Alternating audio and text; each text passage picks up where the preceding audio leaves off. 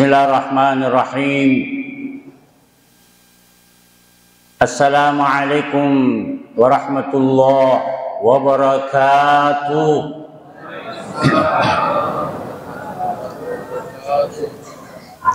Bersyukur kepada Allah Subhanahu wa taala dengan mengucapkan alhamdulillahi rabbil alamin.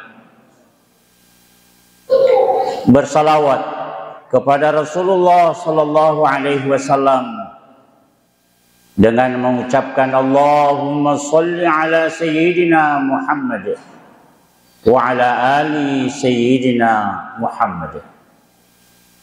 Bertaslim kepada Rasulullah sallallahu alaihi wasallam dengan mengucapkan assalamu alayka ya Rasulullah.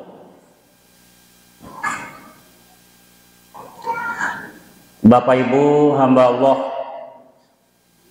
yang dimuliakan, insyaallah malam ke-19 ini materi ceramah tarwih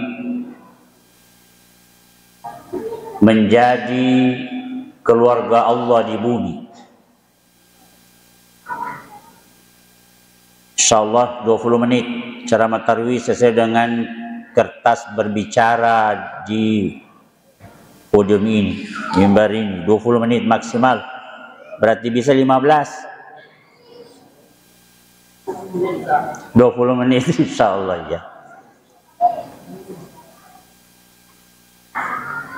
Sudah 18 hari kita berjihad.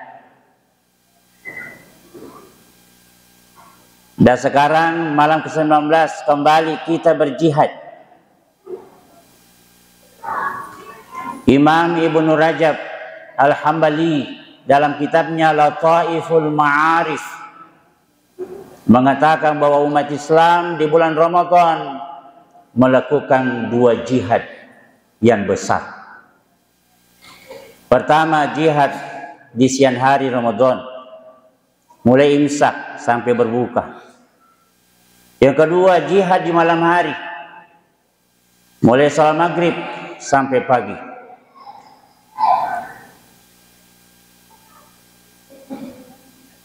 Jihad apa saja? Mulai imsak sampai berbuka. Banyak. Yang utama adalah shoma Ramadan. Kita berjihad mensterilkan ibadah puasa kita dari semua yang memakruhkan, apalagi yang membatalkannya.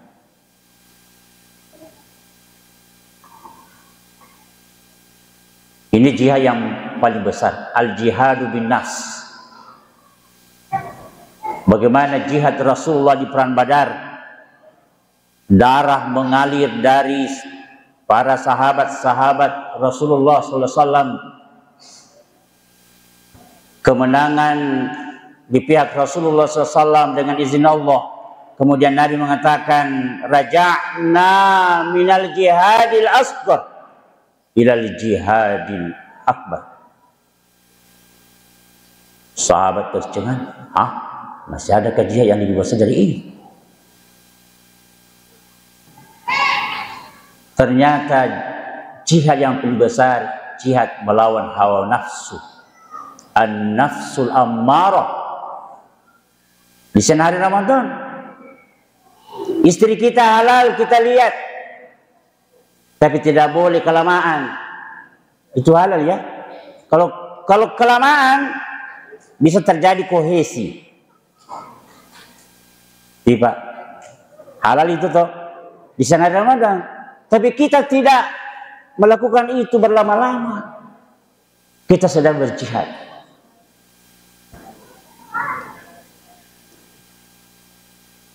Infak dan sedekah salah satu jihad. Qiraatul Quran juga salah satu jihad yang kita lakukan, karena kita mengamalkan firman Allah dalam surah Al-Baqarah ayat 184, mulai 183 sampai 184, 185. Syahrul Ramadan alladzi unzila fil Qur'an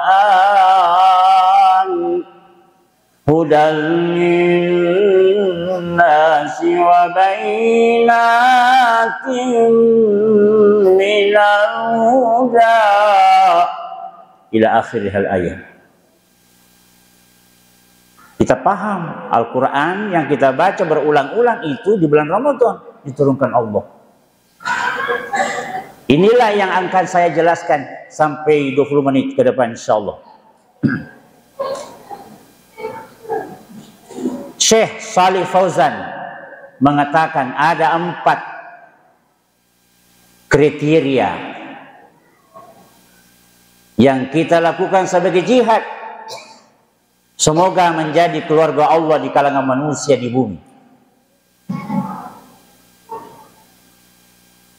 Yang pertama,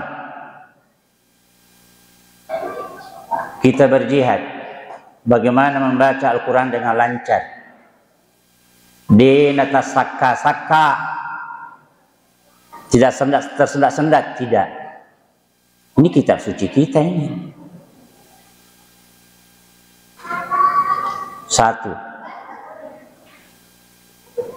Yang kedua, kita berjihad. Berjihad itu artinya bersungguh-sungguh mengeluarkan semua kemampuan yang Allah berikan. Itu jihad. Bagaimana mentahsinkan bacaan Al-Quran itu. Bagaimana memperbaiki bacaannya sesuai dengan standarisasi ilmu tajwid. Sesepuh ulama Sulawesi Selatan, Kiai Haji Abdul Qadir Khalid MA mengatakan ilmu tajwid setiap muslim muslimah itu kewajiban individual, bukan fardu kifayah,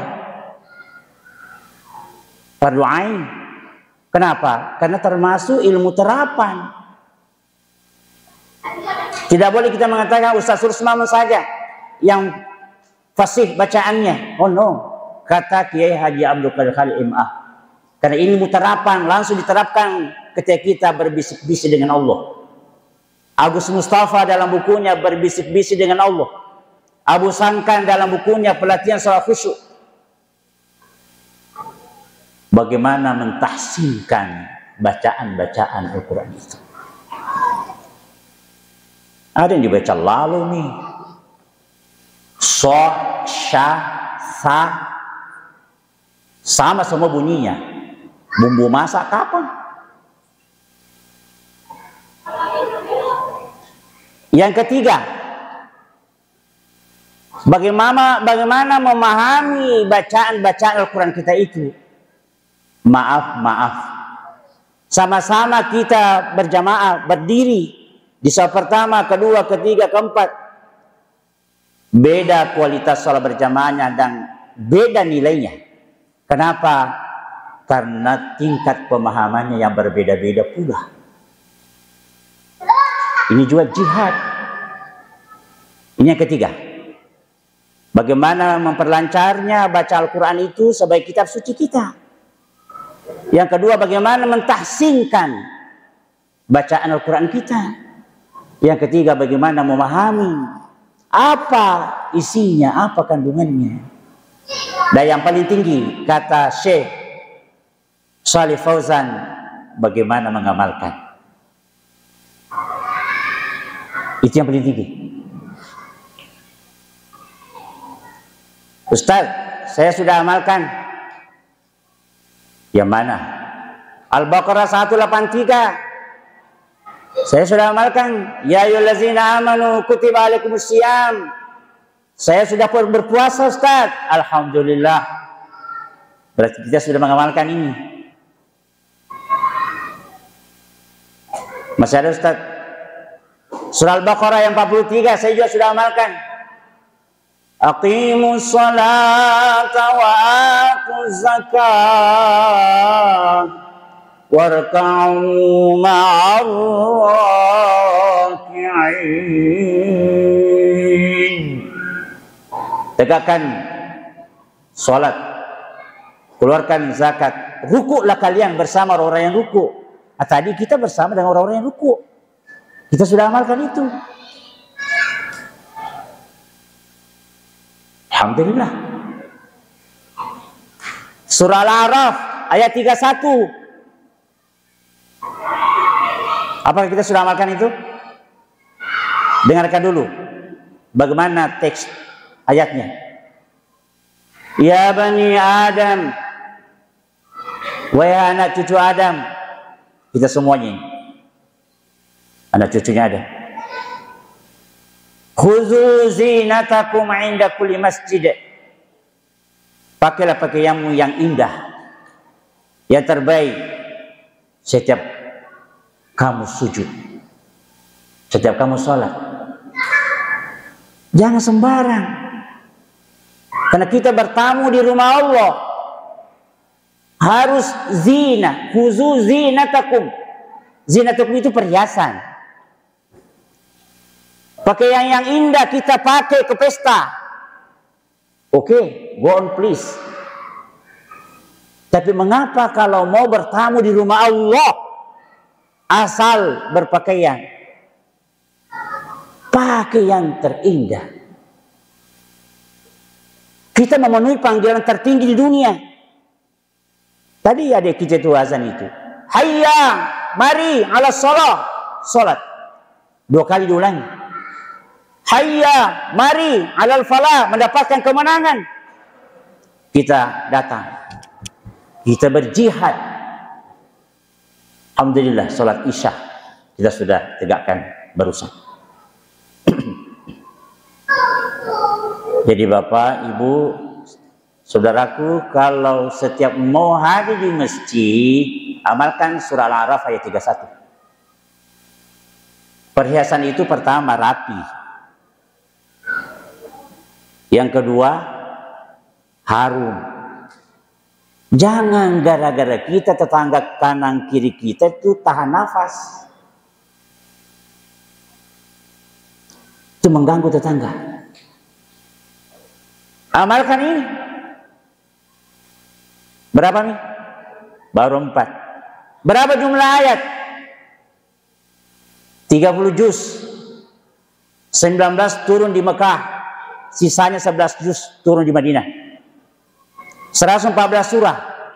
86 surah turun di Mekah selama 13 tahun. Dan sisanya 28 surah turun di Madinah.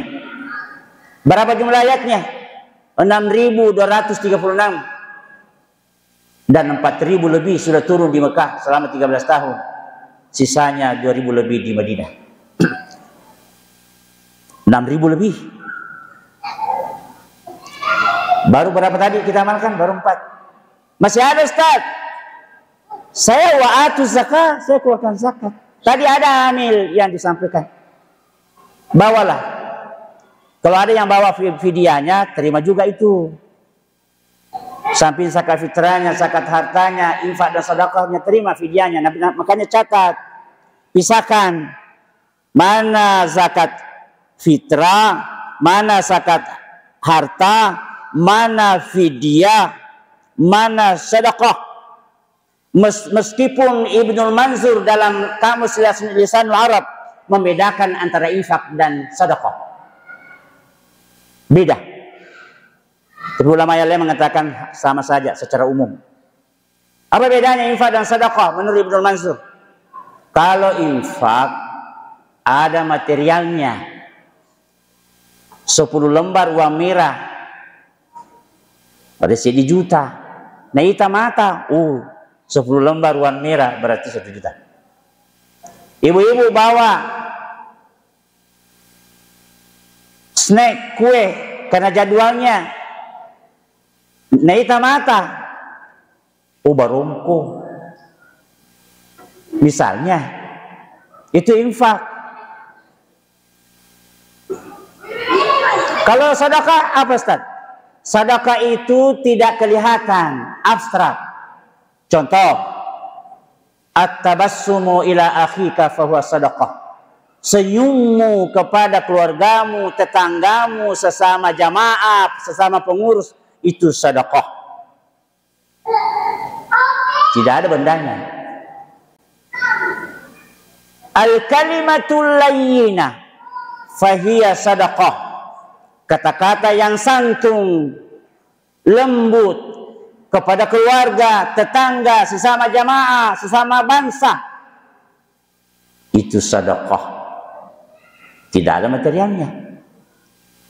Nah, terakhir lagi 4 menit.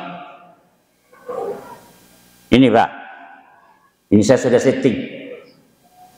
Apa menit? Nanti alarmnya bunyi. Papai saya Ustaz, bunyi alarm. Baik.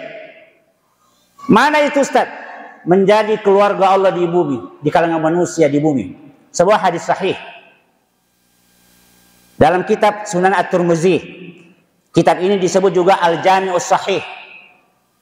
Dalam kitab Sunan Ibnu Majah, dalam kitab Musnad Imam Ahmad bin Hanbal, dari Anas radhiyallahu anhu, Rasulullah SAW bersabda, "Inna lillahi ahlina minan nas." Sesungguhnya Allah mempunyai keluarga di kalangan manusia. Qalu man hum ya Rasulullah. Sahabat bertanya, ya Rasulullah, siapa mereka itu?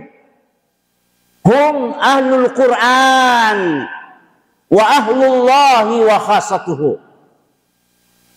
Ini hadisnya menjadi dalil bahwa Allah mempunyai keluarga di kalangan manusia dari hambanya sendiri. Siapa mereka itu ya Rasul? Mempunyai, diberikan kemuliaan setinggi itu. Ahlul Quran. 4 kriteria tadi. Lancar bacanya, bagus bacaannya, seperti imam kita tadi. Yang ketiga, dipahami apa kandungannya, apa isinya. Yang keempat, mengamalkan. Bagaimana ciri-cirinya Ustaz? Menjadi keluarga Allah. Kalau masuk waktu, jangan cari tempat lain, pasti ada di masjid. Kalau masuk waktu, aja mau sampai kumoleh, jangan cari di mall. Tapi ada di masjid, di mana saja. Di mana mereka berada, kalau Allah memanggil, datang ke masjid. 1.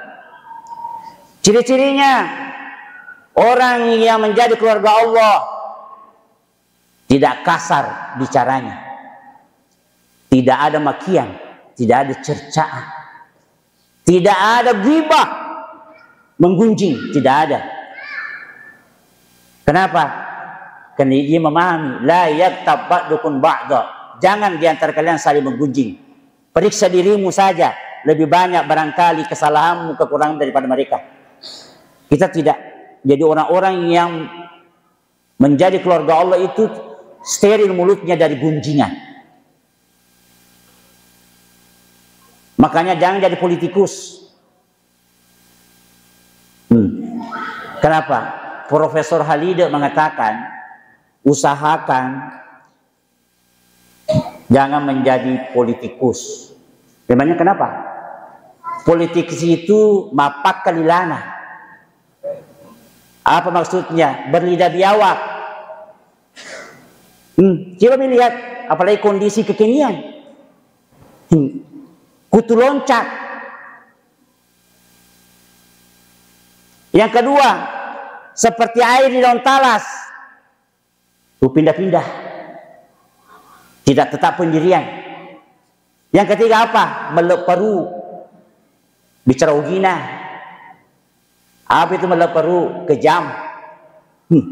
Pokoknya kalau tidak seide, tidak sepaham, get out. Coba lihat sekarang. Maaf kalau ada politikus di sini ya. Saya tidak menyinggung, enggak. Jadilah keluarga Allah di bumi. Kesimpulan, menjadi keluarga Allah di bumi menurut Syekh Shalih Fauzan ada 4. Pertama, perlancar baca Qur'annya. Yang kedua, perbaiki, mengikuti standarisasi ilmu tajwid. Yang ketiga, pahami. Yang keempat, amalkan. Insya Allah kita akan menjadi keluarga Allah di kalangan manusia di muka bumi. Sudah bunyi alarmnya, habis waktu 20 menit. Semoga bernilai ibadah bagi kita semua di sisi Allah Subhanahu wa taala malam ke-19 ini. Dan semoga menjadi bahan renungan apa yang saya sampaikan pada malam hari ini. Terima kasih atas perhatian. Mohon maaf atas segala kekurangan. Wallahu muwaffiq ila aqwamit thariq. Wassalamualaikum warahmatullahi wabarakatuh.